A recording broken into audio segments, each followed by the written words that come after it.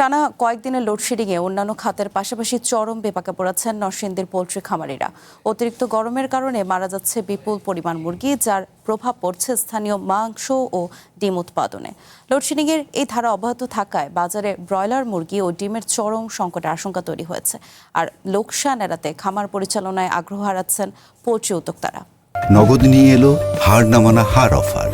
সর্বনিম্ন 10,000 টাকা রেমিটেন্স নগদে পাঠালে থাকছে স্বর্ণের হার জেতার সুযোগ।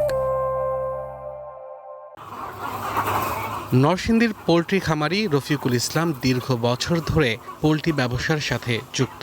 10 থেকে 15,000 মুরগি পালনের মতো একাধিক খামার থাকলেও ক্রমাগত লোকসানের মুখে পড়ে বর্তমানে মাত্র একটি খামারে 3,000 মুরগি লালন পালন করছেন তিনি। চলমান লোকসান ও তীব্র বিদ্যুৎ সংকটে এই ব্যাচের পরই ব্যবসা গুটিয়ে নেওয়ার কথা ভাবছেন এই উদ্যোক্তা। দৈনিক 3 থেকে 4 ঘন্টা বা তারও বেশি সময় ধরে টানা লোডশেডিং চলায় চরম ক্ষয়ক্ষতির মুখে পড়েছেন তিনি। বিদ্যুৎ না থাকার কারণে আমরা গাড়ে গাড়ে কিন্তু মুরগির খামারের সমস্যা।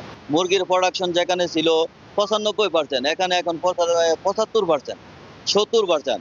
মুরগি ঠিকমতো খাবার দিতে পারছে না, মুরগি বিভিন্ন রোগে আক্রান্ত হচ্ছে।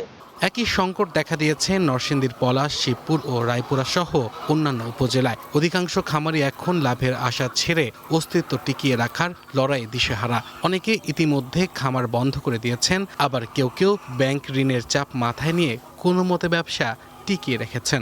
লাভ তো কমতেছে, এটা মানে উৎপাদন কম, মানে লাভ কম। উৎপাদন ভালো আছে, তাহলে লাভ যদি ডিমের বাজার ভালো থাকে, এটার সাথে লাভের হিসাবটা অনেক সময় হবে না। যদি ডিমের বাজার ভালো থাকে তাহলে লাভ। কিন্তু গেলে কমপক্ষে মানে 7-8 ঘন্টা, সারা 24 ঘন্টার মধ্যে মনে হয় 4-5 ঘন্টা 5 ঘন্টা। পোল্ট্রি অ্যাসোসিয়েশনের নেতারা বলছেন, জ্বালানি ও বিদ্যুৎ খাতের সঠিক তদারকি না থাকায় খামারিরা চরম ক্ষতির শিকার হচ্ছেন। খাতটিকে বাঁচাতে সমন্বিত উদ্যোগের দাবি তাদের। এই প্রান্তিক খামারিদের স্বনির্ভর করতে হলে আমাদের যৌথ একটা সবার সাথে আলোচনা করে কিভাবে এই ব্যবসা টিকে রাখা যায় এবং গ্রামের অর্থনীতি কিভাবে সচল রাখা যায়, সমন্বয় করে সরকার সুপরিকল্পিত নীতিমালা করা উচিত। লোডশেডিং এর বিষয়ে ক্যামেরার সামনে কথা বলতে রাজি হননি নরসিংদীর 2 পল্লী বিদ্যুৎ সমিতির কর্মকর্তারা।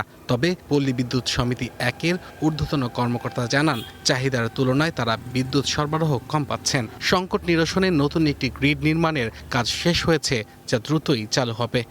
15 দিন যাবত আমরা মোটামুটি ভালো পজিশন আছি। এটা সবসময় থাকে, 220 মেগাওয়াট লোডশেড আমাদের আগের গুড়া থেকেই থাকে। এটা যে গ্রিড টিড হলে পরে গ্রিডের সামনে যে 2,500 গেট চালু হলে এটাও থাকবে না। এটা চালু হবে, খুব রিসেন্টলি চালু হবে। নরসিংদীতে ব্রয়লার, লেয়ার ও সোনালী মিলিয়ে প্রায় 6,000-এর বেশি মুরগির খামার রয়েছে।